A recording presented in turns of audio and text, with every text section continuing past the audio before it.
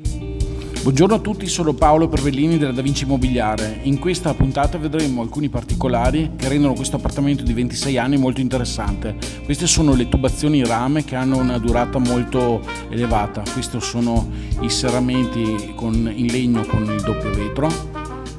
Poi ci si sposta, si va qui in questo atrio dove ci sono questi angoli che sono tra la parete e il soffitto, dove non si nota nessun tipo di infiltrazione o di umidità. Stesso discorso vale per questi angoli che sono tra il pavimento e la parete sopra il battiscopa. Sono tutti molto sani, senza umidità e infiltrazione. Poi si esce, portoncino è blindato con 3 catenacci e poi c'è lo spioncino.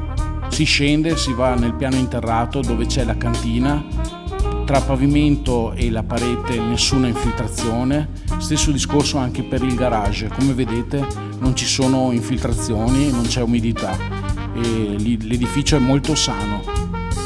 Signori e signori, alla prossima!